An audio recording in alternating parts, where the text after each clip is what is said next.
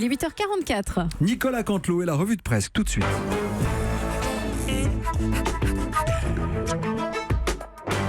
C'est presque de l'info, c'est la revue de presse de Nicolas Canteloup. Et tout de suite, le rappel du principal titre de l'actualité. Oui, l'actualité ce matin, ma chère Julie, bonjour à tous. Elle est en surround, elle est en THX haute définition. Pour le coup, oui. C'est la sortie de l'album de Frédéric Lembois. Il fallait écouter il y a 5 minutes. Hein, oui. C'est sûrement l'album posthume, bien sûr, vous l'avez compris, de Johnny. Je me permettais une petite plaisanterie. Les fans de Johnny se sont précipités pour l'acheter, puis dans la foulée, ils se sont achetés un t-shirt, un nouveau t-shirt avec une tête de loup. Ils se sont fait un nouveau tatouage également, en hommage à Johnny. Ils se sont payés une nouvelle moto.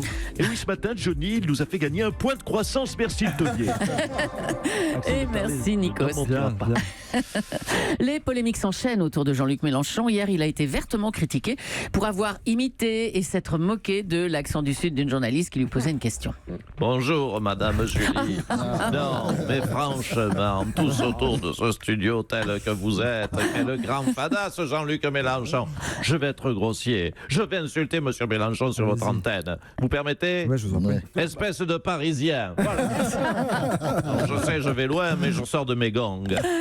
Le maire de Marseille avec nous. Bonjour, Monsieur Godin. Oui, bonjour. Non, écoutez, vous l'avez compris, je suis outré, je suis indigné, estomaqué par l'outrecuidance de Monsieur Mélenchon. Notre accent délicat et chantant n'est pas un sujet de moquerie, ne doit jamais l'être. Nous en sommes fiers.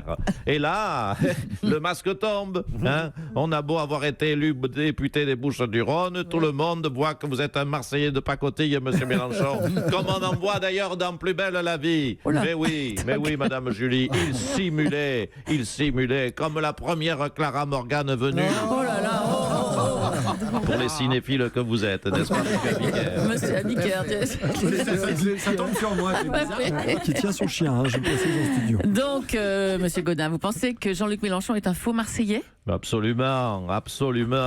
Du reste, à Marseille, on ne se fait jamais perquisitionner comme ça, sachez-le.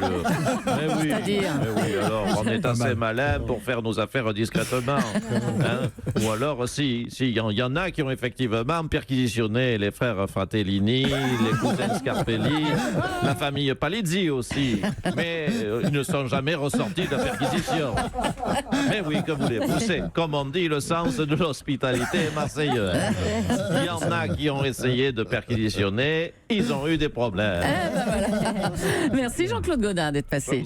Jean-Michel Apathy, quel est votre regard sur cette séquence où Jean-Luc Mélenchon se moque de l'accent du Sud-Ouest? Alors, je vais vous dire une chose. Ma chère Julie, cet épisode pour Jean-Luc Mélenchon est totalement désastreux. Vas-y, continue. Raconte tes graves bistouilles, Apathy. Fais ton joli métier, tu es fier de toi avec ton accent, là. Écoutez, cher monsieur Mélenchon, je ne vous permets pas. Oh, écoutez, monsieur Mélenchon, je ne vous permets pas.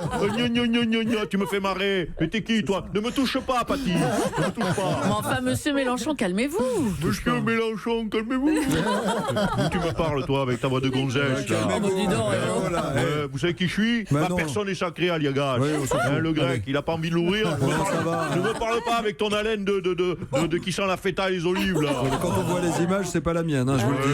Ouais, je trouve que tout le monde me manque beaucoup de respect ici. La République, sachez-le, c'est moi. Oh là là, bah écoutez, on va vous laisser, La monsieur radio, c'est Mélenchon. moi. Oui, bien sûr, allez, manquez plus que ça.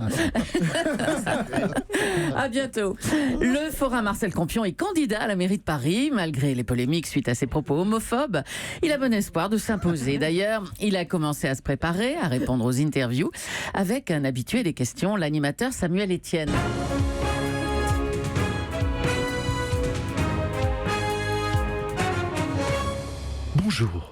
Bonjour et bienvenue dans cet épisode de questions pour un campion. Aujourd'hui, nous allons jouer avec Marcel. Bonjour Marcel, que faites-vous dans la vie Marcel? Alors tout d'abord, bonjour, je m'appelle Marcel, je suis forain depuis, on va pas dire depuis quand, mais je me présente à la mairie de Paris pour virer tous les PD, ceux qui arrêtent pas de m'emmerder.